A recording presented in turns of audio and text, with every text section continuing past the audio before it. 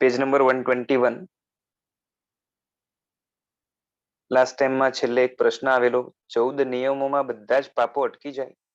એટલે કોઈ 14 નિયમ લે તો એમાં બધા જ પાપો અટકી જાય?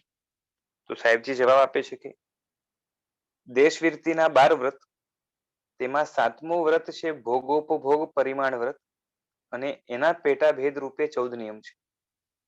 ઘણા માને છે કે 14 નિયમમાં દુનિયાભરના પાપોનો ત્યાગ આવે, પણ કુલ પાપોના 6% ત્યાગ 12 વ્રતમાં છે. અને તે પણ કયા કે 12 વ્રત પૂરેપૂરા લે, એકદમ ટોપ લેવલના, બરાબર છે, તો એની અંદર 6% ત્યાગ થાય. અને સાહેબજી કહે છે કે તમે તો લ્યો જ નહીં, અને લો તો પણ ટોપ લેવલના તો તમને ફાવે જ નહીં, એટલે 6% માં પણ કેટલું ઓછું લો, તેમાં પણ એક વ્રત છે, બરોબર છે, ભોગોપભોગ પરિમાણ વ્રત છે, એક વ્રત છે, અને તેના પેટા ભેદ તરીકે 14 નિયમ. એટલે ટકાવારી ઇક્વલી પણ માંડીએ ને, આમ તો બધા જ વ્રતોનો વેટેજ ઇક્વલ નથી, પણ ઇક્વલી પણ માંડીએ તો એક વ્રતને અડધો ટકો માંડ આવે, એ પણ ટોપ લેવલનો હોય તો. અને એની અંદર પણ પેટા ભેદ રૂપે છે 14 નિયમ, બરોબર છે. આ 14 નિયમમાં ભોગવવાના તમામ પાપની મર્યાદા, એટલે ભોગવવા સંબંધી જે પાપો છે, ભોગ ને ઉપભોગ કરવાની જે વસ્તુઓ છે, એના સંબંધી જે પાપો છે એની મર્યાદા આવશે. પાપના અનેક પ્રકાર છે. એક કપડું પહેર્યું, સીધું પહેર્યું છે, અને બીજાને પડદા રૂપે લટકાવ્યું છે. હવે તે કપડા સાથે પવન વગેરેથી વાયુકાયના કેટલાય જીવો ભટકાઈને મરશે, તો તેનો ત્યાગ તમે થોડો કર્યો છે, બરોબર છે. આવા વાયા તો કેટલાય પાપો જોડાયેલા છે. એટલે બહુ મર્યાદિત જે છે ને ભોગોપભોગ પરિમાણની અંદર પણ આમ જે છે ને ત્યાગ ઘણો બધો થાય છે, છતાં પણ કુલ જે પાપ છે એના અડધા ટકાનો પણ જે છે ને એ ઘણો ઓછો ભાગનો ત્યાગ આપણને થાય છે. અને એમાં પણ મનમાંથી પાપના ભાવો તો કેટલા અંશે છૂટે છે ભગવાન જાણે, બરાબર છે. વ્યવસ્થિત કરીએ તો એનાથી સંસ્કાર પડે, ફાયદો ચોક્કસ થાય, પણ એમ નહીં માની લેવાનું કે 14 નિયમ લીધા એટલે જે છે ને મોટા ભાગના પાપોનો ત્યાગ થઈ ગયો, એટલે કામ થઈ ગયું. હવે કોઈ પૂછે છે કર્માદાન 7મા વ્રતમાં કેમ? તો સાહેબજી કહે છે કે જીવનમાં શ્રાવકને આજીવિકા માટે વ્યવસાય કરવો પડે, તે સીધી પ્રવૃત્તિ છે, માટે તેનો ભોગોપભોગ વિરમણ વ્રત નામના 7મા વ્રતમાં ત્યાગ બતાવેલ છે, બરોબર છે. કર્માદાનનો ત્યાગ પણ કેમાં આવશે? તો 7મા વ્રતમાં આવશે. તો એમાં સાહેબજી કહે છે કે જીવનમાં જે છે ને આજીવિકા માટે એ શ્રાવકે જે છે ને વ્યવસાય કરવો પડે, બરોબર છે. અને એની અંદર પણ જે છે ને એક લિમિટેશન મૂકવા માટે આ ભોગોપભોગ પરિમાણ વ્રત નામના વ્રતની અંદર જ એમાં પણ એક મર્યાદા બતાવી છે. પરંતુ બધા વ્યવસાયનો ત્યાગ ન કર્યો, પણ જેમાં ઘણી હિંસા છે તેનો ત્યાગ કરે છે, બરોબર છે. એને જ કર્માદાન કહેવાય ને, જેમાં ઘણી હિંસા છે એ જ કર્માદાન છે. કોઈ પૂછે છે કે પહેલા વ્રતમાં ન લઈ શકાય, હિંસાની જ વાત છે તો કે પહેલા વ્રતમાં 3 જીવોની હિંસાનો ત્યાગ કરી શકો, પણ બીજા જીવોની હિંસાનો ત્યાગ કરી શકો તેમ નથી. પહેલા વ્રતની અંદર શું છે? હાલતા ચાલતા નિરપરાધી જીવને મારવાની બુદ્ધિએ ઈરાદાપૂર્વક મારીશ નહીં. એટલે 3 જીવો, એમાં પણ અમુક જાતના મર્યાદિત 3 જીવોનો જે છે ને એની હિંસાનો ત્યાગ આવશે, પણ બાકી બધે જે રહી ગયા, કેમ કે સ્થાવર જીવોની હિંસાનો ત્યાગ શ્રાવકને પહેલા વ્રતમાં નથી, બરોબર છે. તો જે સ્થાવર જીવોની અંદર પણ મર્યાદા બાંધી શકાય, એને બાંધવી હોય તો કેમાં બાંધવામાં આવશે? તો કે 7મા વ્રતની અંદર જે છે એનો ત્યાગ કરી શકાશે, બરાબર છે. આમ તો શાસ્ત્રમાં કીધું છે કે હિંસા નામનો જે પહેલો વ્રત છે, અહિંસા નામનો, એ જ મુખ્ય છે. બાકી બધા વ્રતો એને સપોર્ટ કરનારા કે એની આજુબાજુ વીંટાયેલા છે, એની સુરક્ષા કરવા માટે છે. એટલે અહિંસા જે છે ને એ જૈન શાસનનું સર્વસ્વ છે, એમ અપેક્ષાએ કહીએ તો ચાલે, બરાબર છે. એટલે હવે અહીંયા એ કહે છે સાહેબજી કે પહેલા વ્રતની અંદર ત્રસની હિંસાનો ત્યાગ કર્યો, એ પણ જે છે ને મર્યાદામાં, પણ બાકી જે રહી ગયા સ્થાવર વગેરે, બરોબર છે, એની હિંસાનો ત્યાગ પેલા વ્રતની અંદર નથી આવતો. તમારે તમામ પ્રવૃત્તિમાં સ્થાવર હિંસા તો થવાની જ. માટે પ્રવૃત્તિ રૂપે તમામ હિંસાનો ત્યાગ ન મૂક્યો, ખાલી ત્રસનો જ મૂક્યો. તેમાં પણ તમે ત્રસ જીવોની સંપૂર્ણ હિંસાનો ત્યાગ નહીં કરી શકો. તેથી વિકલ્પ મૂક્યો કે તમારે તમારો કોઈ અપરાધ કરે તો તેની હિંસા તો કરવાના જ. કાં તો જે છે ને ત્યાં સંભાવના રહેલી છે, માટે એને બરોબર છે ને હાલતા ચાલતા નિરપરાધી જીવને મારવાની બુદ્ધિ બરોબર છે, ઈરાદાપૂર્વક મારીશ નહીં એવો છે. એટલે અપરાધી હશે તો એને મારવાની છૂટ છે. બરાબર છે, એટલે મારવું એવું કમ્પલસરી નથી, કમ્પલ્શન નથી, પરંતુ મારવાની સંભાવના હોવાના કારણે. અને આમ પણ શું છે કે વ્યવહારની અંદર જે અપરાધી હોય એને ક્યારેક સજા કરવાની પણ આવે. બરાબર છે, અને એ ન કરો તો વ્યવસ્થા ન સચવાય, એટલે એ પણ આવશે. તમને કોઈ મારવા આવે કે ઘર લૂંટવા આવે તો હિંસા કરવાના છે. બરાબર છે, એટલે સામા પક્ષે શું કહેવાય, એક ડિફેન્ડ પણ કરવા માટે જે છે ને કદાચ એ મારવાનું આવે, મારી નાખવાનું જરૂરી નથી, પરંતુ એ લાફો મારવાનું, લાકડીથી મારવાનું, કંઈક કરવાનું પણ આવી શકે. તમે તેના ઉપર એક્શન, પગલા લેવાના, જેલમાં જે છે ને પૂરવાના સામેવાળાને. બરોબર છે, તમને લૂંટવા આવે ને પગલા ન લઈ શકો એવો નિયમ નથી. અને આવા નિયમો શ્રાવક લઈ જ ન શકે, માટે લખ્યું કે નિરપરાધી જીવોની હિંસા ન કરો. બરોબર છે, પણ તમે નિરપરાધી જીવોનો પણ જે છે ને કચ્ચર ગાણ કાઢો છો. બંગલો બંધાવવામાં કીડી મકોડાનો કેટલો જે છે ને ગાણ કાઢી નાખ્યો હશે. બરોબર છે, એ જીવોએ તમારો કોઈ અપરાધ કર્યો છે કંઈ, એટલે તમારી સગવડતા ખાતર નિરપરાધીને પણ મારો છો. તેથી નિયમ બાંધ્યો કે સાંસારિક આરંભ સમારંભ સિવાય જે નિરપરાધી જીવોની હિંસા ન કરવી. બરોબર છે, કેમ કે ત્યાં આરંભ સમારંભનો જે છે ને એનો જ ભાવ છે, મારવાનો ઈરાદો નથી.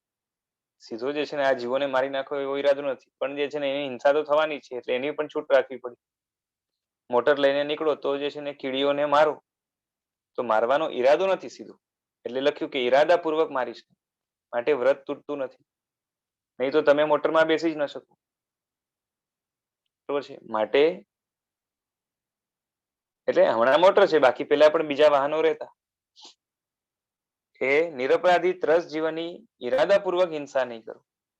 આ પેલું વ્રત આવ્યું. છતાં મુશ્કેલી ત્યાં થઈ કે ઈરાદાપૂર્વક નહીં મારવો, પણ છોકરો પોતાનો આડો અવળો થતો હોય તો ઈરાદાપૂર્વક પણ મારવું પડે ને. સમજાય છે? ત્યાં તો ઈરાદાપૂર્વક પણ મારવાનું આવે કે બે ઝાપટ. એટલે આવા સમયે અહિંસાનું વ્રત ન ભાંગે માટે વિકલ્પ મૂક્યો કે નિરપેક્ષપણે. બરોબર છે,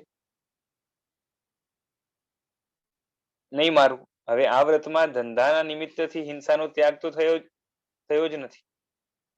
બરોબર છે, તેથી એમાંથી હિંસાનો પરંપરાએ કે સીધે સીધો થોડો ત્યાગ કરાવવા જે છે ને એ, એટલે ધંધાના નિમિત્તથી જે હિંસા થતી છે એનો ત્યાગ જે છે ને આમાં ક્યાંય નથી પેલા વ્રતમાં. તો એનો પણ જે છે ને સીધે સીધો કે આડકતરી રીતે ત્યાગ કરાવવો હોય તો કેમાં કરાવી શકાય? તો આ 7મા વ્રતમાં કરાવી શકાય, એટલે ત્યાં મૂક્યું. એટલે પેલા વ્રતમાં મૂળથી હિંસા ત્યાગ કરવાનું કહ્યું, અને તે સિવાયની બાકી રહેલી જે હિંસા છે એનો 6ઠા, 7મા અને 8મા વ્રતમાં ત્યાગ કહ્યું. જે ત્રણેય વ્રતો પહેલા વ્રતના પૂરક છે, કોમ્પ્લિમેન્ટરી. માટે પહેલું અણુવ્રત છે, અને આ ત્રણેય જે છે ને શું છે તો કે ગુણવ્રત છે, કેમ કે એમાં ગુણ એડ કરે છે. બરોબર છે, પાછળના 4 વ્રત તે શિક્ષા વ્રત ટ્રેનિંગ માટે છે. શિક્ષા એટલે ટ્રેનિંગ. બરોબર છે, કે નહીં તો કે એ સર્વવિરતિની. તેથી પેલા 5 વ્રતમાં પાપનો ત્યાગ, તેમાં રહી ગયેલા જે છે ને થોડોક શક્ય ત્યાગ એ 5, 6 અને 7 એ વ્રતમાં છે. અને સર્વવિરતિની ટ્રેનિંગ માટે છેલ્લા 4 વ્રત છે. બરોબર છે, એટલે નામ પણ આપ્યું શું તો પેલા જે 5 છે એ અણુવ્રત છે, કેમ કે જેમાં જે છે ને પાપનો ત્યાગ જે છે એ થોડો છે, એટલે અણુવ્રત નામ આપે. જે મહાવ્રતની સામે બહુ ઓછો ત્યાગ છે, એટલે અણુવ્રત નામ આપ્યું. પછી બાકીના જે એટલે પંચણમ મણુવયાણમ, પછી તીણમ ગુણવયાણમ અને ચૌણમ શિક્ષાવયાણમ, એટલે 3 ગુણવ્રત છે. કેમ? કેમ કે આને સપોર્ટ કરે છે. જે રહી ગયેલું છે એમાં એ એડ કરે છે. અને છેલ્લા જે 4 છે એ શિક્ષાવ્રત છે. સંયમની શિક્ષા માટે, સંયમની ટ્રેનિંગ માટે. બરોબર છે. શિક્ષા એટલે પનિશમેન્ટ નહીં, પરંતુ ટ્રેનિંગ. તો આ રીતે 12 વ્રત જે છે ને શ્રાવકને હોય છે. હવે કોઈ પૂછે છે કે એકાદ બે વ્રતના જ પચકાણ કરવા હોય તો પ્રાયોરિટી જે છે ને એટલે પ્રથમ ક્રમે કોને કરવું? તો કે જે પહેલા 5 વ્રતમાંથી જ પસંદ કરવા લાયક, બાકી તો તેના પૂરક છે. એટલે પ્રાયોરિટી પહેલા 5 ની આવશે. અને બાકી બધામાં જે થાય એ સારું, પણ પ્રેફરન્સ આપવું હોય અને અમુક જ કરવા હોય તો પહેલા 5 એ પસંદ કરવા લાયક છે. મૂળભૂત પાપોના પચકાણ માટે અમારે 5 મહાવ્રત, તેમ તમારે માટે 5 અણુવ્રતો છે. જગતમાં તમામ પાપોનું વર્ગીકરણ કરીને તેમનો સંગ્રહ મુખ્ય પ્રસિદ્ધ એવા 5 પાપ સ્થાનકોમાં કર્યું છે. એટલે 18 પાપ સ્થાનકમાંથી શરૂઆતના જે 5 પાપ સ્થાનક છે એની અંદર જગતના બધા જ પાપોને જે છે ને વર્ગીકરણ રૂપે ક્લાસિફાય કરવા હોય તો કરી શકાય. બરોબર છે. તેના ત્યાગરૂપ આ 5 આદર્શોને તમામ ધર્મો સ્વીકારે છે. એટલે તમે 5 મહાવ્રતો એના છે તમે નામ જોશો તો એ હિંસાનો ત્યાગ, ચોરીનો ત્યાગ વગેરે છે. તો કોઈ પણ ધર્મ એમ નહીં કહે કે જે છે ને હિંસા કરવી જોઈએ, ચોરી કરવી જોઈએ. બરાબર છે. કોઈ ધર્મ એવો ખરો કે જેમ કે ભાઈ જે છે ને હિંસા કરી શકાય, બરોબર છે, એ કરવી જોઈએ, હિંસા કરવી સારી? તો કે નહીં કે. તમામ ધર્મો જે છે ને આ 5 આદર્શોને સ્વીકારશે. હા, પછી એના પાલનની અંદર જે છે ને કઈ રીતે કરવું એ બતાવવામાં ગડબડ ગોટાળા હોઈ શકે. આ 5 પાપોનો અણુરૂપે ત્યાગ એ 5 અણુવ્રત જે શ્રાવકોને હોય છે, ગૃહસ્થોને હોય છે, દેશ વિરતિધરને હોય છે. વળી દરેક વ્રતમાં શ્રાવકના લેવલના શક્ય ત્યાગને શોધીને બતાવ્યા છે. બરોબર છે. જે એમના માટે શક્ય નથી એ નથી જ બતાવ્યા. એ રાજા મહારાજા હોય કે શ્રીમંત ગરીબ બધા જ આ વ્રતોને પાળી શકે અને મરતા સુધી ક્યાંય વાંધો ન આવે અને પાળી શકે. માત્ર સંકલ્પ જોઈએ કે બિનજરૂરી હિંસા મારે કરવી નથી, સંસારના જરૂરી કામમાં આડખેલી ન થાય, એટલે ધંધો દાપો પણ ચાલે, ગૃહસ્થી પણ ચાલે. બરાબર છે. ખાલી એટલું જ છે કે જે છે ને આ બધામાં જે પાપો કરવાની જરૂર જ નથી, આરામથી જીવન વીતી શકે છે એવા પ્રકારના પાપો મારે નથી કરવા, એવો સંકલ્પ જોઈએ, મનમાં મરજી ઈચ્છા જોઈએ. બરોબર છે. એટલે આ રીતે એ વ્રતો પાડી શકે અને એવા ત્યાગ જે છે ને એ આ વ્રતોમાં મૂક્યા છે. એટલે કોઈ પ્રોબ્લેમ ન થાય રૂટીન લાઈફમાં. હવે કોઈ પૂછે કે 12 વ્રત લે તો જ દ્રવ્ય વૃત્તિ આવે કે 1-2 વ્રત લે તો ચાલે? તો સાહેબજી કહે છે કે 1-2 વ્રત લે તો પણ દ્રવ્ય વૃત્તિ કહેવાય, પણ તેની દ્રવ્ય વૃત્તિ નબળી કહેવાય. તથા શક્તિ હોવા છતાં પણ ન લે તો સમજવું કે પાપ પ્રત્યે અણગમો જ નથી. પછી તે વધારે વ્રતો લે તો પણ જે છે ને શું અર્થ?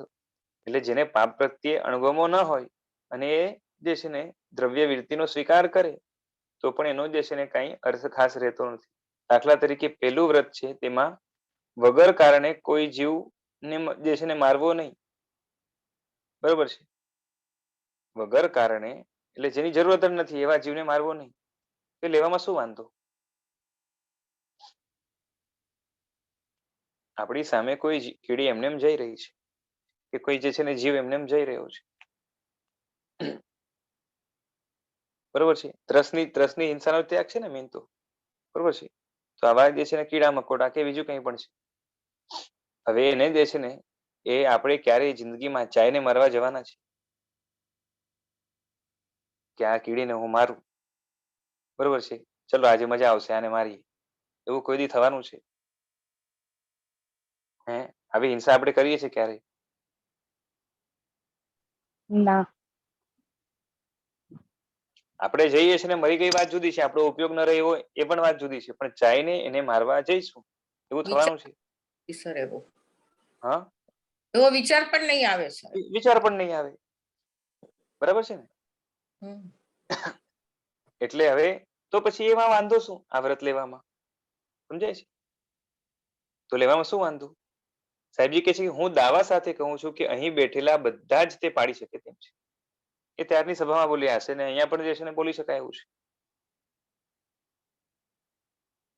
ચાઈને કોઈ જીવને જે છે આપણા ઉપયોગ વગર મરી ગયો, જે છે ને ગાય મારતા ધ્યાન ન રહ્યો, સાફ સફાઈ કરતા મરી ગયો, પણ ચાઈને હું આને મારું એવા ભાવપૂર્વક આપણે જિંદગીમાં નથી મારવાના.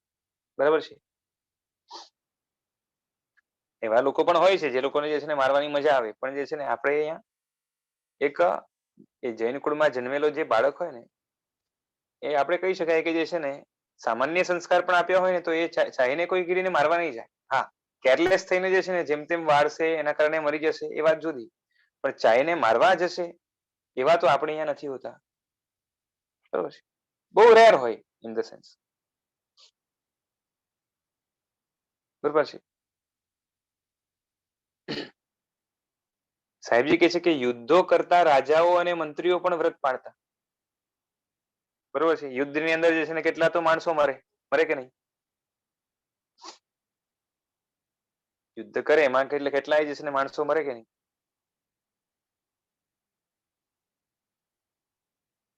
બરોબર છે? પણ ત્યાં વગર કારણે મારવાનું નથી હોતું, જે છે ને કોઈ ને કોઈ કારણ છે. જે સૈનિકો મરે છે એ કેના કારણે મરે છે?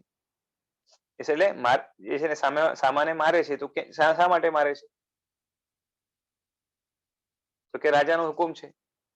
બરાબર છે? એટલે વગર કારણે કે જે છે ને એ સ્પેશિયલી આ વ્યક્તિને હું મારી નાખું, બરોબર છે, એવો ઈરાદો નથી. અને યુદ્ધોની અંદર તો શું છે કે જે છે ને સામે પક્ષે એ યુદ્ધ ચાલતું હોય છે, એમાં સમજો કે સામેવાળાએ આક્રમણ કર્યું તો તમે સામેથી આક્રમણ કરો, ઓફેન્સ રૂપે કે ડિફેન્સ રૂપે. બરોબર છે? આમ તો ઓફેન્સ ના કહેવાય, ઓફેન્ડિંગ ન કહેવાય, પરંતુ ડિફેન્ડિંગ રૂપે જ છે. તો ત્યાં જે છે ને નિરપરાધીને મારવાનું તો જે છે ને ત્યાં છે જ નહીં, એટલે અપરાધીને જ મારવાનું છે. એટલે યુદ્ધો કરતા પણ જે છે ને આ રાજાઓ કે મંત્રીઓ પણ આ વ્રત પાળી શકતા. માત્ર નવરા બેઠા કોઈ જીવને ત્રાસ નથી આપવો તેવું મન જોઈએ. બરોબર છે? ઘણા તો જો ઘણાને આદત હોય કે હાલતા ચાલતા છે ને પાંદડા તોડી નાખે, પછી ફૂલ તોડી નાખે, પછી રસ્તા ઉપર જતા જે છે ને આમ તેમ કરે. પણ આ બધા પણ ત્રસ જીવ છે. બરોબર છે? એની હિંસાનો ત્યાગ કરવાની વાત જ નથી. નીચા સ્થાવર જીવ છે, એની હિંસાનો ત્યાગ જે છે ને એનો વાત જ નથી. બરોબર છે? ઘરે નવરા બેઠા બેઠા શાકભાજી સમારે કે કંઈક કરતા હોય તો એ બધા જે છે ને સ્થાવર જીવ છે. ત્યાગ કોનો છે? ત્રસ જીવોનો છે. તો ત્રસ જીવોની જે છે ને ચાઈને બરોબર છે ટાઈમપાસ માટે પણ આપણે હિંસા કરવાના છીએ. હા,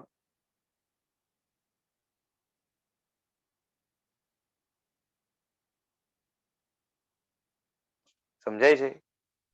નથી કરવાનું સર.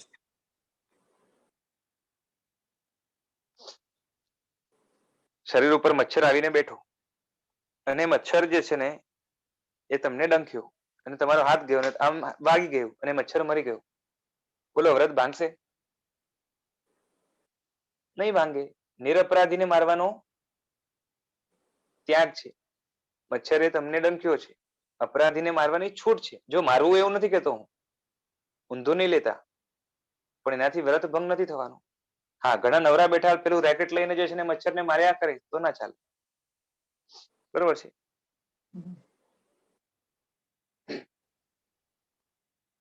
કેમ કે એ આજુબાજુ ફરે છે, તમારું કઈ બગાડ્યું નથી હમણાં. જો મારવું જોઈએ એવું હું નહીં કહું, બરોબર છે, એને પણ આપણે બચાવવાનું જ છે. બરોબર છે? બહુ તો દૂર કરવાનો હોય, એટલે સહન ન થતું હોય તો. પણ બાય ચાન્સ અનુપયોગથી મરી પણ જાય તો વ્રત ભંગ નથી થતો.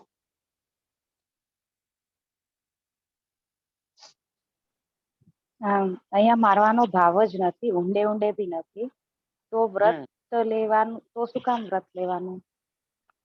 એના ઉપર ભાર કેમ? જો મારવાનો ભાવ જ નથી તો વ્રત લેવામાં વાંધો શું છે? હા, વાંધો નથી, પણ મારે એ જોવું છે કે વ્રત લેવા, મારે એ પૂછવું કારણ છે કે કે વ્રત લેવામાં વાંધો શું છે? હા, વાંધો નથી કઈ, તો લેવો ને. પણ ભાવ નથી તો પાપ લાગે છે, એ પૂછું. ને- ને, એક વાત સમજો,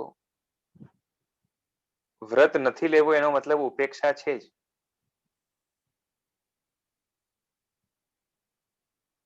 હમ શું કહું છું?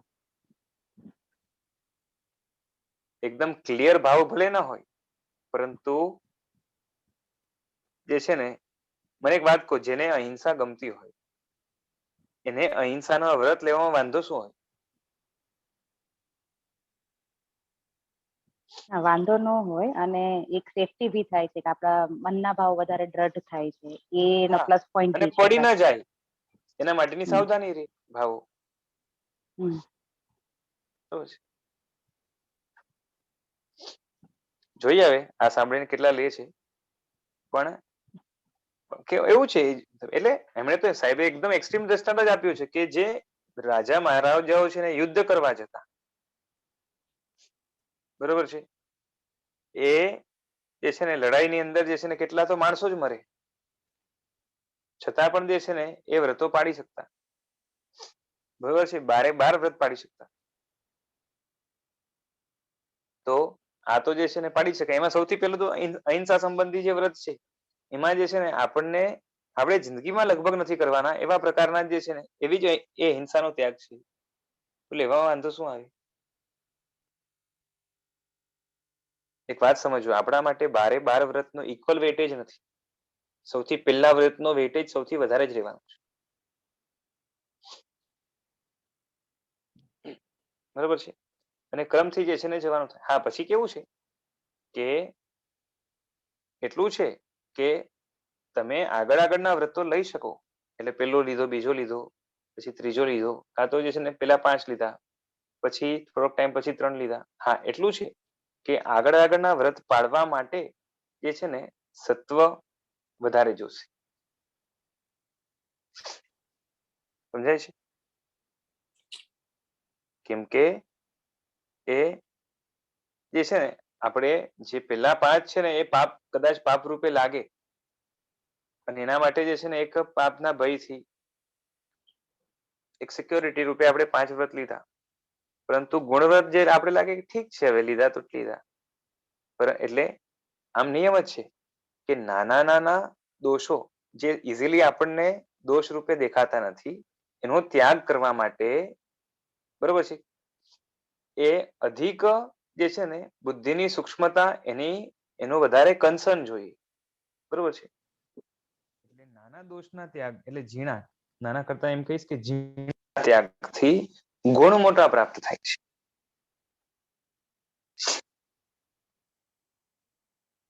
બરોબર છે. બાકી ક્રમથી જવાનું આવે તો આપણા માટે તો એ છે કે શરૂઆતના જે છે એ શું કહેવાય કે વધારે જે છે ને એ ફર્સ્ટ પ્રેફરન્સ આપવા લાયક છે,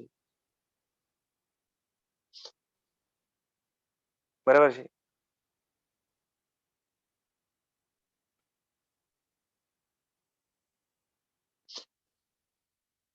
ઘણા એમ કેતા હોય કે જે છે ધર્મ કરવું જ છે ને તો એ સંસારમાં રહીને કે ઘરમાં રહીને કરો ને, શું વાંધો છે, શિક્ષા લેવાની શું જરૂર છે, બરોબર છે. આવું બોલનારા મળે કે નહીં? જેટલું થાય અહીંયા કરવાનું, મળે. બરોબર છે.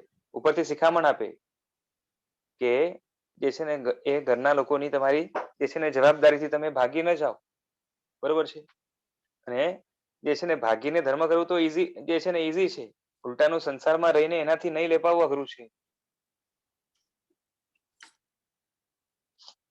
છે ને આવું બોલનારા. જે તમે ખરા જે છે ને શું કહેવાય એકદમ એ હોવ ને ખરા ધર્મિષ્ઠ, તો એ સંસારમાં રહીને જે છે ને નિર્લેપ રહીને જે છે ને બધી જવાબદારીઓ અદા કરીને જે છે એ તમે બતાવો. બાકી આ ભાગી છૂટીને જે છે ને એ ધર્મ કરવામાં બહુ માલ નથી.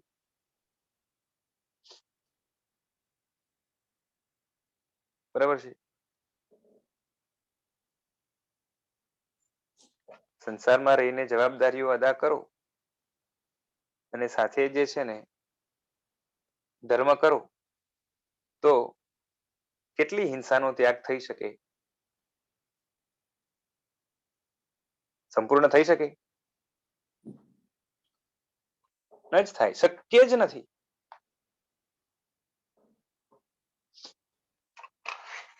તીર્થંકરો નિર્લેપ હતા. તીર્થંકરો સંસારીપણામાં જે છે ને નિર્લેપ રહી શકતા હતા, છતાં પણ કયા ગુણ સ્થાનકે રહ્યા? ચોથે જ રહ્યા ને, છઠ્ઠે પહોંચી શક્યા? ના. સમજાય છે? જે ગર્ભકાળથી નિર્લેપ એવા તીર્થંકરો પણ, વૈરાગ્યની ખાણ એવા તીર્થંકરો, જડહળતું વૃદ્ધિવંત એવા સમ્યક્ત્વને ધારણ કરનારા એવા તીર્થંકરો, ત્રણ નિર્મળ જ્ઞાનના ધણી એવા તીર્થંકરો, ઔચિત્યના પરમ ભંડાર અને ઔચિત્યનું શિખર એવા તીર્થંકરો, એ જ્યારે સંસારીપણાની અંદર બધી જ જે છે ને ઔચિત્યની જાળવણી કરવા છતાં પણ ચોથા ગુણસ્થાનકથી આગળ નથી વધ્યા. એનો અર્થ શું થયો? કે જ્યાર સુધી વ્રત કે વૃત્તિ નથી ત્યાર સુધી ગુણસ્થાનક આગળ વધી શકાતું નથી.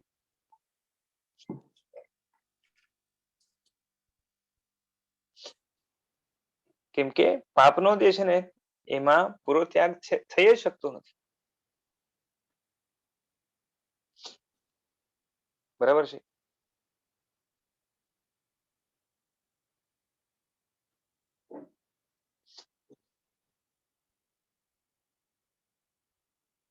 હવે કોઈ પૂછે છે કે લબ્ધિ મનમાંથી કાઢવું સહેલું છે? એટલે અંદર જે સંસ્કારો પડ્યા છે એ રૂપે પાપને કાઢવું સહેલું છે? વ્રત તો લઈ લીધું, પરંતુ લબ્ધિ મનની અંદર જે છે ને એના ભાવો રહેલા હોય તો પાપ તો લાગવાનું છે. તો સાહેબજી કહે છે કે સહેજ સાવચેત થવાની જરૂર છે. દાખલા તરીકે તમને થાય કે આ દુકાનમાં માલ નથી, પણ માલના નામથી કચરો જ ભરાયો છે, તો પછી તેને કાઢો કે પછી વિચારો કે એ કોણ સાફ કરે? સમજાય છે? દુકાનની અંદર જે છે ને મોટો ઘણો બધો જે છે ને વેસ્ટેજ પડ્યું હોય તો એને સંગ્રહીને રાખીએ કે જે છે ને નિકાલ કરીએ. બરોબર છે? એટલે આવી વાત તમે કરો છો સાહેબ કે છે વળી પાપની પ્રવૃત્તિ તમને ખટકે અને પાપથી બચવું છે માટે જ પાપ છોડવાનું છે. ત્યાં તો પાપની પ્રવૃત્તિ ખટકવી જોઈએ અને પાપથી બચવાનો ભાવ જોઈએ, તો એને છોડવાનું મન થાય. જેના વિચાર જ નથી, જેને જે છે ને જેના વિચાર જ નથી આવતા તેના ભાવ ખંખેરી નાખો કે તક મળે તો પણ જે છે ને પાપ પ્રવૃત્તિ તો નથી જ કરવી. ખ્યાલ આવે છે? આ રીતે કોઈ પણ જીવને ચાહીને મારવાના જિંદગીમાં આપણે વિચાર નથી આવવાના. બરોબર છે? તો જે પાપના વિચાર નથી આવતા એ ભાવને જે છે ને ખંખેરી નાખવાની જરૂર છે કે ભાઈ એ વિચાર આવવાની કોઈ સંભાવના કે અંદર એનું પોટેન્શિયલ જે પડેલું છે પાપનું, એને પણ જે છે ને વ્રત દ્વારા તોડી નાખવાનું છે. સમજાય છે? કે ભાઈ તક મળશે તો પણ હું આ પાપ પ્રવૃત્તિ નહીં કરું. એ કેનાથી થશે? વ્રતમાં હશું તો. જેમ કે તક મળે છતાં પણ જે છે ને મારે ભારત બહાર તો નથી જ જવું અને જવાની ઈચ્છા જ નથી કરવી નથી, એવો ભાવ હશે તો અવર જવર જે છે ને એના પાપ નહીં લાગે, પણ તે સિવાયના પાપ લાગશે. દાખલા તરીકે અમેરિકામાં દોડતી ટ્રેન દ્વારા અહીં માલ આવતો હોય અને તમે વાપરો તો તેના મૂળથી જે છે ને પાપ લાગવાના જ છે. સમજાય છે? આપણે જે વસ્તુઓની છૂટ રાખેલી છે, એમ તો કેવું છે કે જે વસ્તુ આપણે વાપરીએ છીએ એનું વાયા જે કંઈ પણ હોય બધું જ પાપ આપણને લાગે છે. બરોબર છે? પણ એમાં ખાલી એટલું છે કે જે છે ને અમેરિકાની વસ્તુ અહીંયા આવી અને આપણે એને વાપરી કાં તો વાપરવાની સંભાવના છે તો એનું પાપ ચાલુ રહેશે. બરોબર છે? પણ અમેરિકા નહીં જાવ એવો જ્યારે સંકલ્પ કર્યો હોય તો એની અવર જવરનું જે પાપ છે એ અટકશે. આ રીતે બધા પાપો વિચારીને 12 વ્રત જે છે ને લઈ શકો. જેણે 5 અણુવ્રતો ગ્રહણ કર્યા નથી તથા 3 ગુણવ્રતો સ્વીકાર્યા નથી તે સાચા શિક્ષાવ્રત પાડી શકે? એ સાહેબ પૂછે છે બરાબર છે જેવી રીતે પહેલા બારણા બંધ કરો પછી બારી અને પછી છાપરાના કાણા બરોબર છે તેવી રીતે 5માં જે બાકી રહ્યું એ 6, 7, 8માં છે અને પછી 9, 10, 11, 12માં છે બરોબર છે મોટું મોટું પહેલા બંધ કરવાનું થાય આમ તો 12 મહિના ચાલે તેવો આ 12 વ્રતનો વિષય છે બરોબર છે 12 વ્રત વ્યવસ્થિત સમજાવવા હોય તો 12 મહિના ચાલે કલિકાલ સર્વજ્ઞ પૂજ્ય હેમચંદ્રાચાર્ય શ્રીજી એ પોતાના જે છે એમના મતે શ્રાવકના જે હિંસાના પાપનો ત્યાગ છે તેવો ત્યાગ અન્ય ધર્મના સંન્યાસીના જીવનમાં પણ નથી. શું કીધું શ્રાવક જીવનની અંદર બરોબર છે હાલતા ચાલતા નિરપરાધી જીવને મારવાની બુદ્ધિએ બરોબર છે એટલે ઉદ્દેશપૂર્વક ઈરાદાપૂર્વક નહીં મારવાના જે વ્રતો છે એવો વ્રત જે છે ને અન્ય ધર્મના સંન્યાસીના જીવનની અંદર પણ નથી બરોબર છે માટે જ દેશવિરુદ્ધિમાં સદગતિનું અદ્ભુત કારણ છે આ અંગે પંડિત પ્રભુદાસજી એમનું વિવેચન સારું છે પણ અમારી દ્રષ્ટિએ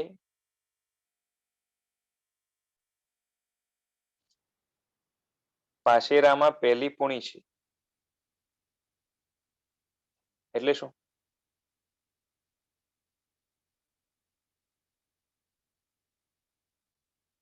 એટલે બહુ ઓછું ને પાસેર હોય એમાં પણ પૂણી એટલે લાઈક થોડું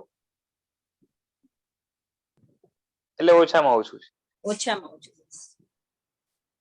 સર એક લબ્ધિ મન મને જરાક સમજવું હતું એટલે ભાવ મને લબ્ધિ મન એટલે દ્રવ્ય મન ના અચ્છા તમારે એકચ્યુઅલી આની પહેલા છે ને બધા સદગતિ ની પહેલા જે છે ને મનોવિજય ને આત્મશુદ્ધિના લેક્ચર્સ થઈ ગયા છે જેની અંદર લબ્ધિમન ભાવમન આ બધા વિવેચન છે તમને જાણવું હોય તો શોર્ટમાં ખાલી એટલું કહી દઉં મન છે એ બે પ્રકારનું હોય છે દ્રવ્યમન અને ભાવમન દ્રવ્યમન એટલે મનોવર્ગણાના પૂતગલોને ગ્રહણ કરીને આત્મા વિચાર કરવા માટે એને ગ્રહણ કરે છે અને વિચાર કરીને મૂકે છે એટલે એ મનોવર્ગણાના પૂતગલોથી જે બને છે એ મન છે બરોબર છે સામાન્ય ભાષામાં એને મન કહેવાય અને અહીંયા આપણે એને દ્રવ્યમન કહીએ છીએ કારણ કે પૂતગલ દ્રવ્યનું બનેલું છે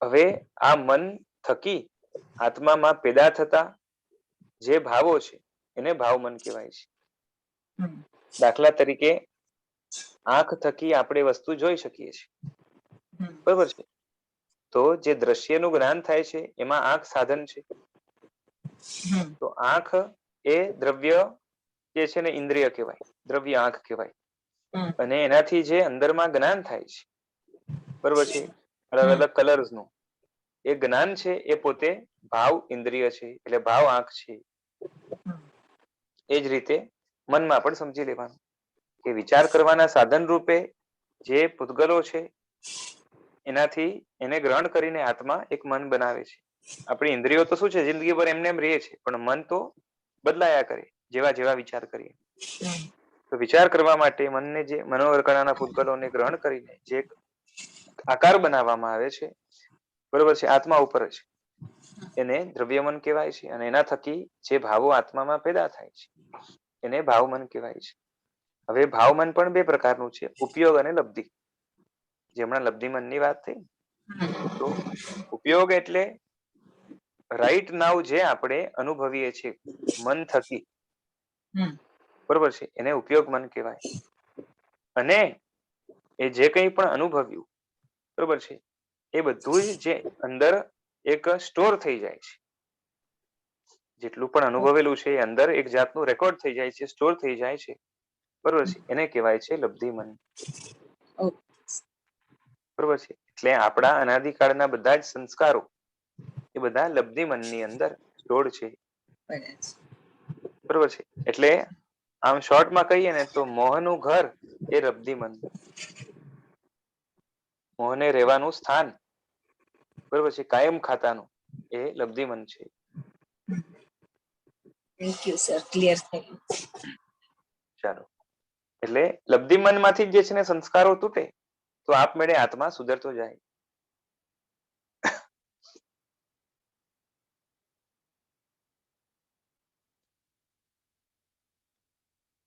હવે આ પ્રભુદાસજી તો ખબર છે ને, પંડિત વર્ય પ્રભુદાસભાઈ પારેખ.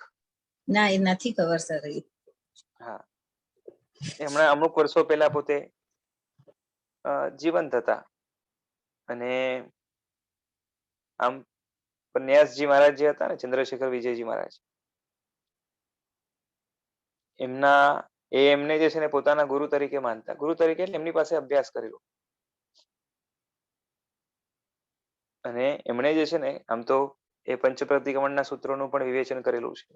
ઘણા જે છે ને વિવેચન અલગ અલગ કરેલા છે. એ પ્રભુદાસભાઈ પારેખ એમણે એ આ 12 વ્રતોનું પણ જે છે ને વિવેચન કરેલું હશે, એની સાહેબજી વાત કરે છે. બાકી શ્રાવકના વ્રતના 13 અબજ ઉપર ભાંગા છે. એટલે શ્રાવક જે છે ને વ્રતો લે, 1 લે, 2 લે, પછી પેલા 2 લે, પછી 1 છોડીને 2 લે, એવી રીતના કરીને જે છે ને ટોટલ, પછી એકમાં પણ અમુક હિસ્સો લે, અમુક ન લે, એ રીતે ટોટલ ભાંગા કેટલા થાય, વિકલ્પો ઓપ્શન્સ કેટલા થાય, તો 13 અબજ. બરોબર છે. પરંતુ એ જેમ જેમ આગળ વધતો જાય તો અંતે આ દેશવીરતી કેમાં કન્વર્ટ થાય, તો કે સર્વવીરતીમાં.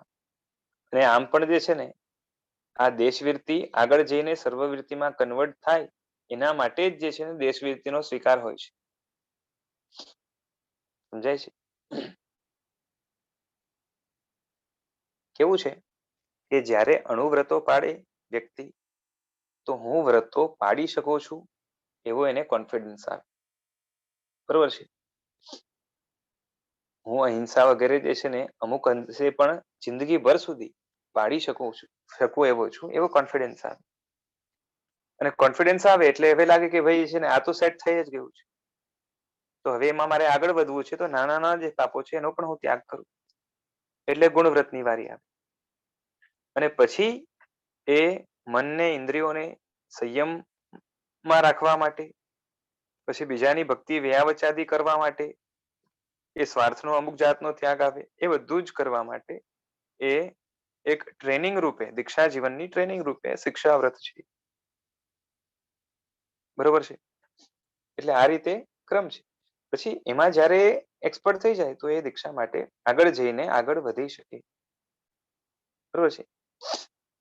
એટલે અણુવ્રતોમાંથી, ગુણવ્રતમાંથી શિક્ષાવ્રત સુધી આપણે પહોંચીને અલ્ટિમેટલી જેની શિક્ષા લીધી છે, જેની ટ્રેનિંગ લીધી છે, એ દીક્ષાને ગ્રહણ કરવાની હોય છે.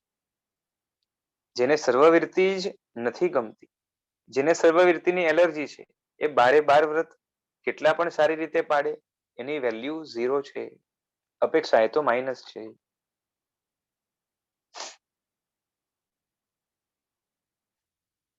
બરાબર છે. કોઈ વ્યક્તિ ફર્સ્ટ, સેકન્ડ સ્ટાન્ડર્ડ વગેરેમાં ભણતો હોય, બરોબર છે, પણ એનો ગોલ શું હોય કે 10th 11th 12th ગ્રેજ્યુએશન વગેરે કરીને સારું ક્વોલિફિકેશન હાંસલ કરીને જીવનમાં સફળ બનવું. આ જ ગોલ હોય ને, કે એનો ગોલ ફર્સ્ટ સેકન્ડ સ્ટાન્ડર્ડ હોય. હા, કોઈ વ્યક્તિ 5th સ્ટાન્ડર્ડમાં ભણે છે, કોઈ 6th સ્ટાન્ડર્ડમાં ભણે છે, તો 5th કે 6th સ્ટાન્ડર્ડ એનો ગોલ છે કે ઇન્ટરમીડિયેટ છે? ઇન્ટરમીડિયેટ. બરોબર છે ને, અલ્ટિમેટ ગોલ નથી. એ જ રીતે આ અણુવ્રતો છે એ અલ્ટિમેટ ગોલ નથી, ઇન્ટરમીડિયેટ છે. બરોબર છે. પરંતુ જે છે ને જેમ 6th વાળાનો ગોલ 7th માં જઈને આગળ વધવાનું છે, એ જ રીતે દેશવીરતી વાળાનું ગોલ સર્વવીરતીમાં જઈને મોક્ષમાં જવાનું છે. બરોબર છે. અને એમાંથી પસાર થવું જ પડશે, એના વિના જે છે ને છૂટકો નથી. ગુણસ્થાનકો જે છે એ પસાર કરીને જે છે ને આગળ વધવાનું આવશે. બરાબર છે. પરંપરા ગયાણું એટલે આના પછી આ ક્રમથી જવાનું આવશે. આ રીતે સમજી લેવાનું. એ સર્વવીરતી ને દેશવીરતી વચ્ચે જમીન આસમાન જેવું અંતર છે. કેમ કે એ પાપના ત્યાગનો ઘણો બધો જે છે ને ગેપ આવશે બંનેમાં. આ વિરતી ધર્મ દ્રવ્યથી પણ સ્વીકારે તો તેને માટે સદગતિ નક્કી છે. બરોબર છે. દ્રવ્યથી સર્વવૃત્તિના પરિણામ આવે તો પણ સદગતિ નક્કી છે. બરોબર છે. દ્રવ્યથી દેશવૃત્તિના પરિણામ આવે તો પણ સદગતિ નક્કી, દ્રવ્યથી સર્વવૃત્તિના પરિણામ આવે તો પણ સદગતિ નક્કી છે. 6 વિકલ્પોમાંથી એકને પકડીને ચાલશે તો પણ સદગતિ નક્કી છે. સદગતિના આપણે 6 કારણો જોયા, એમાંથી આ એક દ્રવ્યવૃત્તિ નામનું કારણ છે. કોઈ પણ એક કારણને પકડીને ચાલો તો પણ સદગતિ નક્કી છે. પણ સદગતિ મળી ગયા પછી પુરુષાર્થ કરી અંતે પરમ પદને જે છે ને મેળવવાનું છે. સદગતિના કારણોમાં વિકાસની તકની ગેરંટી છે, વિકાસની નહીં.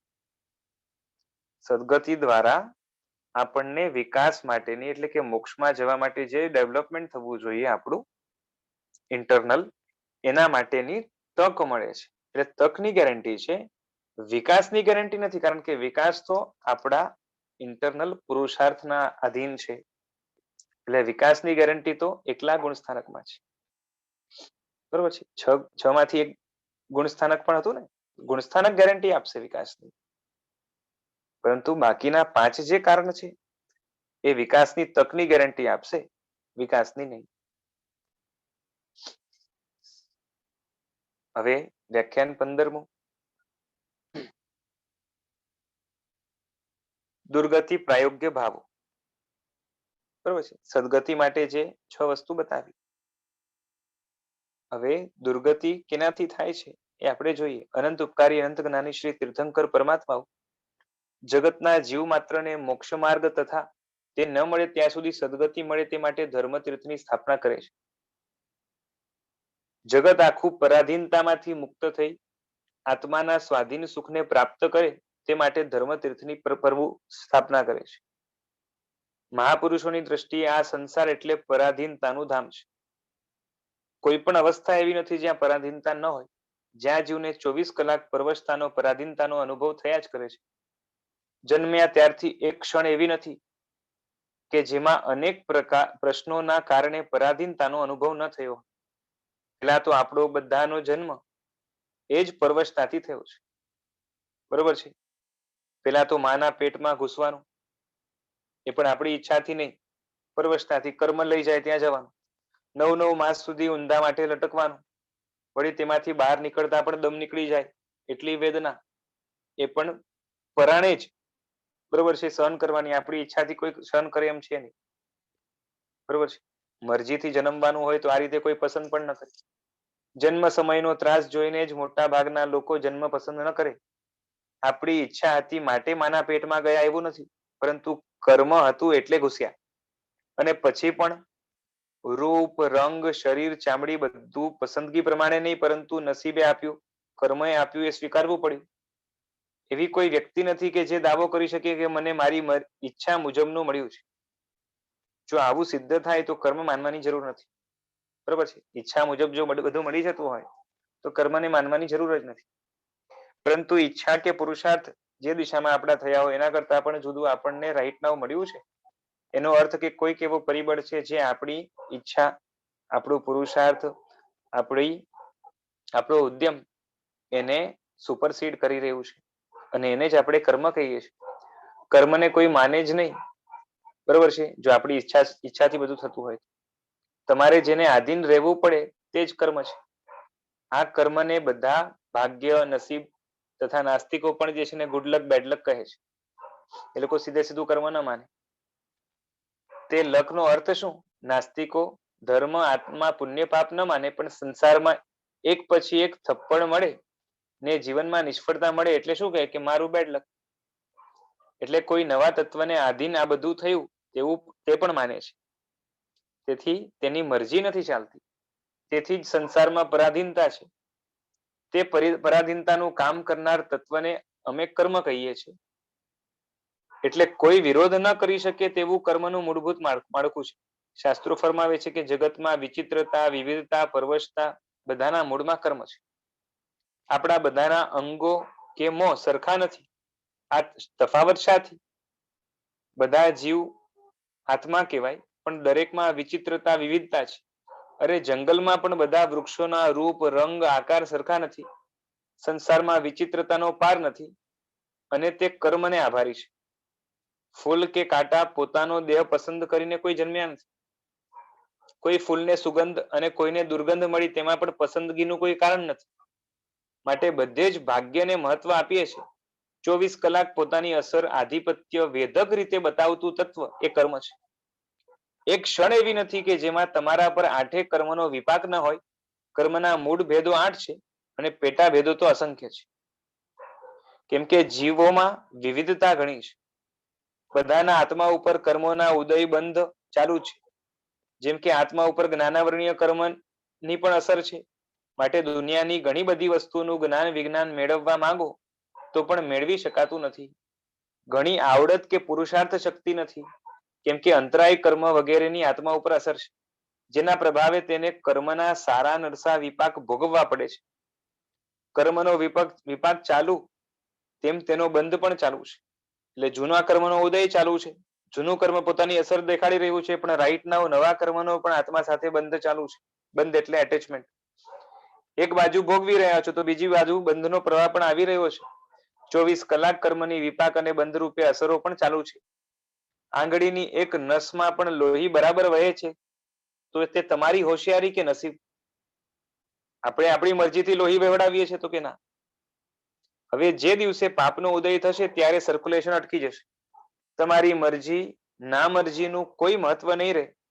માટે તો મોટા મોટા ફિઝિશિયન સ્પેશિયલિસ્ટના શરીરમાં વહેતું લોહી પણ જે છે ને બાજી જાય અને ગામડાના અભણનું શરીર વર્ષો સુધી નિરોગી રહે. આ બધી કર્મની અસરો છે.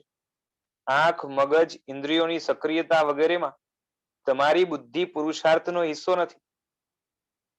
પણ ભાગ્ય એને જ જે છે ને આ બધું ગોઠવી આપ્યું છે. કોઈ કહે છે કે વ્યવહારમાં કહે છે કે પુરુષાર્થ ન કરે તેનું ભાગ્ય સૂઈ જાય. એ સાચું? તો એમાં સાહેબજી જવાબ આપે છે કે તે સાચું, પણ બાહ્ય ભૌતિક વસ્તુ મેળવવાના અર્થમાં છે. બાકી તમારા શરીર, ઇન્દ્રિય વગેરે અંદરના તંત્રને ચલાવવા પુરુષાર્થ બુદ્ધિનો કોઈ સ્કોપ જ નથી. હાર્ટ કે કિડનીના કાર્યમાં શું પુરુષાર્થ કરો છો? એટલે ચાહીને ઈચ્છાપૂર્વક જે છે ને પ્લાનિંગ પૂર્વક આપણે કંઈ કરી શકીએ? તે ક્યાં તમારી ઈચ્છા પ્રમાણે ચાલે છે? કોઈ કે તો પુરુષાર્થની કિંમત શું? તો કે જે ક્ષેત્રમાં પુરુષાર્થનું મહત્વ છે ત્યાં પુરુષાર્થ કરવાનો. આપણે ત્યાં પુરુષાર્થ અને ભાગ્યના ક્ષેત્રો નક્કી કર્યા છે. તો સાહેબજી કહે છે કે કોઈ પૂછે છે કે પુરુષાર્થથી શરીર સુધારી શકાય છે? દાખલા તરીકે બાયપાસ સર્જરી. બરોબર છે. તો સાહેબજી કહે છે કે તે બધા જે છે ને થાગડ થીગડ છે. એટલે આપણે થીગડા લગાવ્યા. બરોબર છે. તેવી સર્જરી કરવાનો સ્કોપ પણ અમુક લેવલમાં હોય ત્યાં સુધી છે. બરોબર છે. બધું સુધારી નથી શકાતું.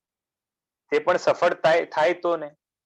વળી તમને બાયપાસ સર્જરી કરવી પડે તેવું હાર્ટ મળ્યું અને બીજાને સારું મળ્યું. બરોબર છે. એનું કારણ શું? કોઈને જે છે ને ચીબું નાક મળ્યું ને કોઈને અણીવાળું મળ્યું. કર્મો ચોટાડતી વખતે તમને પસંદગીની કોઈ તક આપી જે છે ને તક આપી હતી. નાક જ્યારે આપણને ચોટ્યું, વળગ્યું, ત્યારે જે છે ને પસંદગી કરાવી હતી કે આ તને ગમે છે કે આ ગમે છે. તેથી જ્યાં પુરુષાર્થનો સ્કોપ હોય ત્યાં પુરુષાર્થ કરવો. બરોબર છે. માંદા પડો પછી સાજા થવા દવા વગેરે લેવાનો પુરુષાર્થ કરવો પડે. પણ કોઈની કિડની બગડી અને પછી તમે લડો કે તે પુરુષાર્થ ન કર્યો માટે બગડી, ત્યારે તે બિચારો શું કરે? ડોક્ટર પર પણ કહે કે અમને સંપૂર્ણ ખબર નથી, તેથી જ અમુક ક્ષેત્રમાં પુરુષાર્થ છે. દાખલા તરીકે ધર્મમાં પુરુષાર્થની બોલબાલા છે. પછી ત્યાં બીજા વિકલ્પો કરો તો ના ચાલે. બરોબર છે. કર્મે જે રીતે શરીર આપ્યું તે નીચી મુંડી કરીને સ્વીકારવું પડ્યું છે. જ્યાં પુરુષાર્થનો સ્કોપ જ નથી ત્યાં પુરુષાર્થ ઘુસાડો તે કેમ ચાલે? આપણે એકલા પુરુષાર્થવાદીઓ નથી. હાર્ટ સ્પેશિયલિસ્ટ હાર્ટની બાબતમાં ઘણું જાણતા હોવા છતાં પણ તેમનું હાર્ટ જલ્દી પણ બગડી શકે. હવે પુરુષાર્થથી થતું હોય તો આવું એ થવા દે. તેનો તો હાર્ટ કેમ બગડે? કેમ સારું થાય?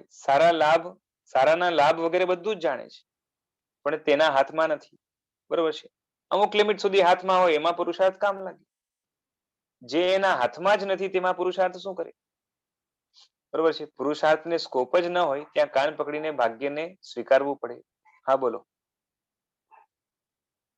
સર આપે કીધું એ તો બરાબર છે જ, પણ જે લોકો યોગા કરીને કે પ્રાણાયામ બધું કરીને હેલ્થ ફિટ રહે છે એનું શું કહેવાય? તો પછી એ એટલા અંશે પુરુષાર્થ થાય. એક વાત સમજો કે જે છે ને જે લોકો બધા જ ઉપાયો કરે, બરોબર છે, સમજો યોગા વગેરે કરે છે, ડાયટ કોન્શિયસ છે, છતાં પણ જે છે ને એવા લોકોને પણ મોટી મોટી બીમારીઓ આવી શકે છે, આવીને એનાથી જે છે ને એ મરે છે. અને બીજા એવા હોય કે જે છે ને કેવા કે જેને એ જિંદગીમાં જે છે ને આવી કોઈ એક્સરસાઇઝ અથવા તો એ ખાવા પીવામાં પણ બહુ ખાસ કાળજી ન રાખતા હોય અને એના જે છે ને ઓર્ગન્સ લાઈફ ટાઈમ બહુ સારી રીતે ચાલે, બરોબર છે. તો હવે આ બે જે છે ને ડિફરન્સ ક્યાંથી આવ્યું? સમજાય છે? બંનેને શરીર જુદું મળ્યું, બંનેને એકને નબળું મળ્યું, એકને સારું મળ્યું. અથવા તો ઘણી વાર તો તમે ખબર છે કે કર્મનો ક્યાં હદ સુધી રોલ હોય છે. હું તમને એક્ઝામ્પલ આપું, તમે આવું જોયું હશે ઘણી જગ્યાએ. અમારી યાદ જે છે ને એક જગ્યાએ એક કૂતરીએ છ સાત બચ્ચાને જન્મ આપ્યો. હવે એ 6-7 બચ્ચા એમાં જે છે ને અમુક હટ્ટા કટ્ટા હોય અને અમુક જે છે ને એ કેવા હોય કે નબળા હોય. અને તમે જોયા હોય કે જે છે ને બધા એક સાથે દૂધ પીવા માટે દોડે. એમાં જે છે ને એક બચ્ચું એવું કે જે છે ને ધક્કા મુક્કીમાં એ ક્યારે પણ જીતે નહીં, એટલે પાછળ રહી જાય અને એને ખોરાક બરોબર ન મળે ને એને દુબલું પતલું રહે. સમજાય છે? ને આપણે લાગે કે સૌથી ઓછા જીવવાના ચાન્સ આના છે. બાકી બધા બચ્ચા મરી ગયા, આ જીવતું રહ્યું અને આગળ જઈને એવું હટ્ટું કટ્ટું થઈ ગયું અને હજી પણ જીવે છે. બરોબર છે? બરાબર. એટલે શું કહેવાય કે શરીર નબળું હોવા છતાં પણ ઘણી વાર તો આવડત પણ ઘણાને ન હોય. તમે જોજો કે છે ને એવા માણસો પણ તમને જોવા મળશે. આમ સામાન્યથી આપણે સર્વાઈવલ ઓફ ધ ફિટેસ્ટ બોલતા હોઈએ, બરોબર છે, પણ એવા માણસો હોય જે છે ને શરીર નબળું મળ્યું હોય, શરીરમાં જે છે ને બહુ કસ ન હોય, ઘણી બધી બીમારીઓ હોય, આવડતની દ્રષ્ટિએ અક્કલ, બરોબર છે, એ પણ બહુ લાંબી ન ચાલતી હોય, બોલવાની કોઈ ભાન ન હોય, વ્યવહાર સાચવતા પણ ન આવડતા હોય, કોને યારે કઈ રીતે વાત કરવું તો છળાઈથી વાત કરતો હોય, અને એ માણસ જે છે ને પાછી એના બાપ દાદા પાસે પૈસો ન હોય પણ પોતાની જે છે ને શું કહેવાય કે પોતે આવો હોવા છતાં પણ એની પાસે અઢળક સંપત્તિ હોય. આવા જોયા છે? હા. સમજાય છે? હવે જે છે ને જેને આવડત જ નથી એનું એમ જોવા જઈએ તો પુરુષાર્થ જે છે ને એ એના પુરુષાર્થની વેલ્યુ કેટલી, બરાબર છે? ત્યાં કેવું પડે કે જે છે ને કર્મ જોર કરે છે, કર્મ જોરદાર ફેવર કરે છે. એટલે આવું ઘણું બધું બનતું હોય છે. જો પુરુષાર્થનો રોલ સાવ નથી એવું તો નહીં જ કઈ. અને પુરુષાર્થ દ્વારા કર્મની અંદર પણ ફેરફાર થઈ શકે છે એવું આપણે માનીએ છીએ. પણ અમુક તો ક્ષેત્ર એવા છે જ્યાં જે છે ને કહેવાય ને કે પુરુષાર્થ બહુ ગૌણ અને કર્મ સર્વે સર્વા છે. જેમ કીધું ને કે બાળક જે છે ને આખે આખો જન્મે છે, બરોબર છે, અને શું કહેવાય કે એના બધા ઓર્ગન્સ વગેરે બને છે, તેમાં જે છે ને એની ઈચ્છા, એનો પુરુષાર્થ બહુ મામૂલી છે. ત્યાં કર્મ જ જે છે ને એ કામ કરે છે મુખ્ય. સમજાય છે? હા હા કોઈ જી. કોઈ કહેશે કે એની માએ પુરુષાર્થ કર્યો એને બચાવવાનો, સારી રીતે કેર લીધી એટલે બચ્યો ને, બરોબર છે, પણ એમાં તો જે છે ને માનો પુરુષાર્થ ખરો, બાળકનો પોતાનો પુરુષાર્થ શું? બરોબર? પુરુષાર્થ નથી, જો નથી એવું હું નહીં કહું, કેમ કે અંદર જે કંઈ પણ થાય છે એમાં બાળકની પોતાની શક્તિ લાગે છે, બરોબર છે, પરંતુ ઈચ્છા મુજબનો, પ્લાનિંગ પૂર્વકનો, બરોબર છે, એકદમ ઈરાદા પૂર્વકનો એ ત્યાં જે છે ને પુરુષાર્થ કે હું આમ કરું તો આમ થાય, એવો કોઈ પુરુષાર્થ ત્યાં છે નહીં, બરોબર છે. એટલે માનવ પુરુષાર્થ છે પણ એને આવી જ માં મળી, બરોબર છે, એમાં એનું લક કામ કરે છે. ત્યાં તો માનવું પડે ને કે કર્મ છે. લક બોલો કે કર્મ બોલો, એટલે શબ્દો બદલવાથી કઈ છે ને એ કઈ બદલી નથી જવાનું, પણ કોઈક એવો ફેક્ટર છે જે કામ કરી રહ્યું છે. પછી કોઈ એ ગુડ લક બેડ લક શબ્દ વાપરે, કોઈક જે છે નસીબ શબ્દ વાપરે, કોઈ કર્મ શબ્દ વાપરે, જે છે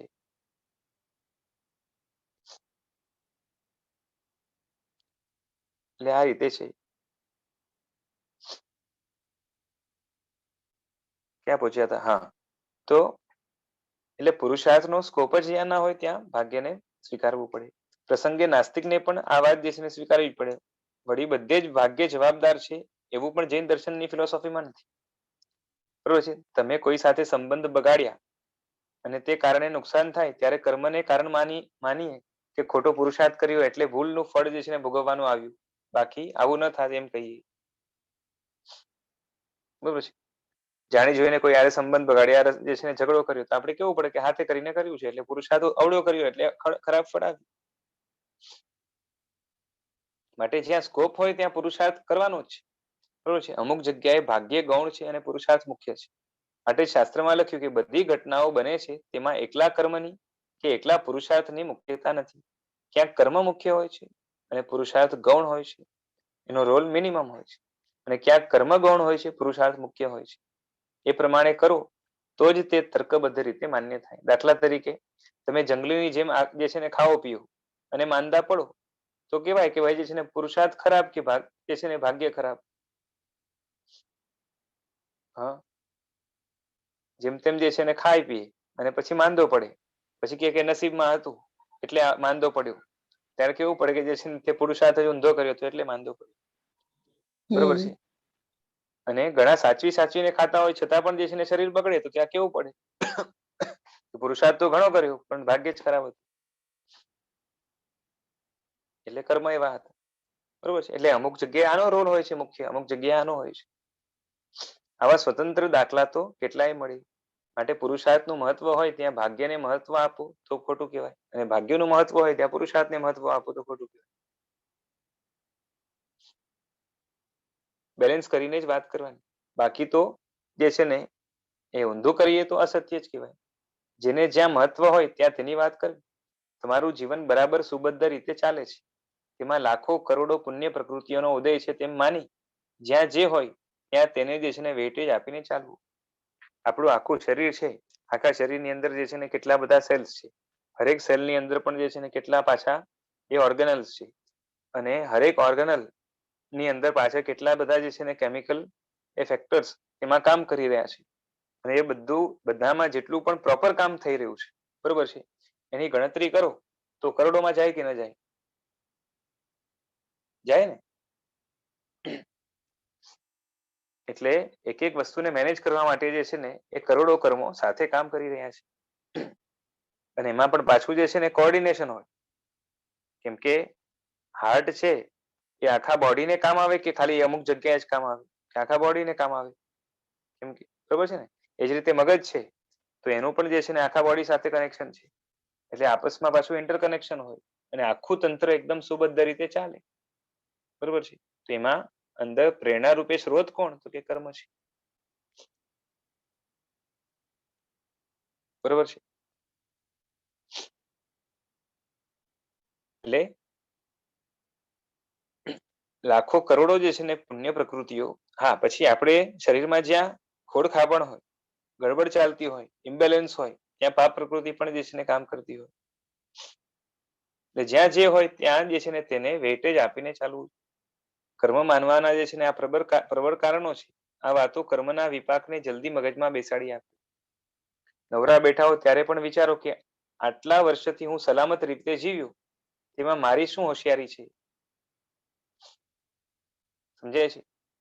આપણે આપણું કેર કરીને કેટલું કર્યું હોય બરોબર છે છતાં પણ આટલા વર્ષો સુધી જે છે ને શરીર ચાલે છે બરોબર છે. થોડી ખાલી પ્રોબ્લેમ છે એના સિવાય વ્યવસ્થિત ચાલે છે. અને આખું તંત્ર તમે જુઓ તો કેટલું જે છે ને અંદરથી કોમ્પ્લિકેટેડ છે અને બધું વ્યવસ્થિત ચાલે છે. મોટા થઈ આ સ્ટેજ સુધી પહોંચ્યા છો તેમાં પુણ્ય જ કારણ છે. બધા જ ભય સ્થાનોમાં સાવચેતી રાખી શકો એવી તાકાત તમે વિચાર કરો. નાનો બાળક હોય જન્મ્યા પછી, જન્મે એની પહેલા તો જે છે ને કદાચ ચલો માતાના ગર્ભમાં સેફ છે. જન્મ્યા પછી અમુક વર્ષો સુધી જ્યાં સુધી એને બહુ જે છે અમુક મહિના કે વર્ષો સુધી કઈ ખાસ જે છે ને ભાન નથી. પછી શરીર પણ ડેલિકેટ છે. શરીર એકદમ જે છે ને કેટલી બીમારીઓ, કેટલા જર્મ્સ ને એકદમ વલરેબલ છે. બહુ ડેલિકેટ છે, નાજુક છે બરોબર છે. હાડકા પણ જે છે ને ખાસ કઈ બહુ વિકસિત થયા નથી. એવી કન્ડિશનની અંદર પણ મોટા ભાગના બાળકો જીવી જાય છે. મરે છે બહુ ઓછા. બરે છે કે નહીં? સમજાય છે? એમાં જે છે ને એક તો મા બાપની કેર, અને ઘણા તો એવા જે છે ને એમને જ તમે જો તો રસ્તે રખડતા પણ જે છે ને એ ધીરે ધીરે મોટા થઈ જાય, કાં તો એ એવી કન્ડિશનમાં એકદમ અનહાઇજેનિક કન્ડિશન ની અંદર જે છે ને મોટા થઈ જાય છે. સમજાય છે? બાળકોની અંદર જે છે ને ડેથ રેટ તમે જોવા જાઓ, ઓવરઓલ જેટલા જન્મે છે બસ મનુષ્યના બાળકો, એમાં ડેથ રેટ તમે જોવા જાઓ તો કેટલી નીકળે? સમજાય છે? અગર 50% હોય તો આપણે કેવું પડે કે ભાઈ જે છે ને એવરેજ તમે કાઢવા જાઓ ને 50% હોય તો આપણે કહેવાય કે 50-50 ચાન્સીસ છે, પણ એવું નથી. મરનારા 10% ની અંદર છે, બરોબર છે? તો 90% જીવી જાય છે, અને પાછી જે છે ને જીવવાની પોતાની જે છે ને પોતાની હોશિયારીને કારણે જીવે છે. હા, નાના બાળકો છે એમને કઈ ભાન હોતી નથી.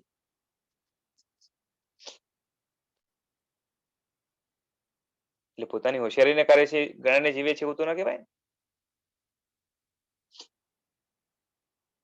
જે હાથમાં આવે ને એ બધું મોઢામાં નાખ્યા કરે, બરોબર છે? આટલું ભાન હોય એમને. એમાં અમારે તો જે છે ને એક અમારે ફ્રેન્ડ છે, એના ભાઈની દીકરો કે દીકરી, એને જે છે ને પિસ્તા ખાવાની આદત, અને એને પિસ્તા આપી દીધી, જે છે ને ખાય છે. લગભગ કદાચ 2 કે 4 વર્ષના હશે બાળક, લગભગ 2 વર્ષનો હશે, ખબર નહીં. હવે એને રસોડામાં એકલું મૂકી દીધો ને જે છે ને આ બારે ગયા હશે, તો પિસ્તા અટકી ગઈ કળામાં ને મરી ગયો. પછી કોઈન અટકી જાય, આ બધા તો ઘણા કિસ્સા સાંભળ્યા છે ને, રિમાન્ડમાં કાઢવો પડે, બરોબર છે? છતાં પણ મોટા ભાગના જીવી જાય છે. માનવું પડે કે જે છે ને પુણ્ય ત્યાં મોટે ભાગે કામ કરતું હોય છે, બરોબર છે? અમુક જો જે છે ને પાપનો ઉદય હોય તો આ વાંધો ના આવે, એટલે આખું જે છે ને બાજી પલટી જાય. સમજાય છે?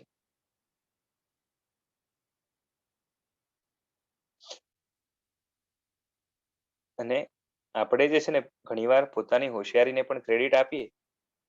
સાચું કહો, આપણું મગજનું સ્ટ્રક્ચર બરાબર ના હોય તો આપણે હોશિયાર થઈ શકીએ. હા, બ્રેનનું સ્ટ્રક્ચર જે છે ને એ પ્રોપર ન હોય તો આપણે હોશિયાર પણ થઈ શકીએ. ના. તો પછી બ્રેન જે છે ને બનાવ્યું કોને? આપણે જાતે જ બનાવ્યું છે, પણ જે છે ને આવું બ્રેન મને જોઈએ, આવું ન જોઈએ, બરોબર છે?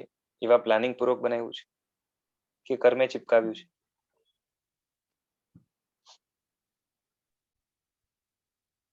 સમજાય છે?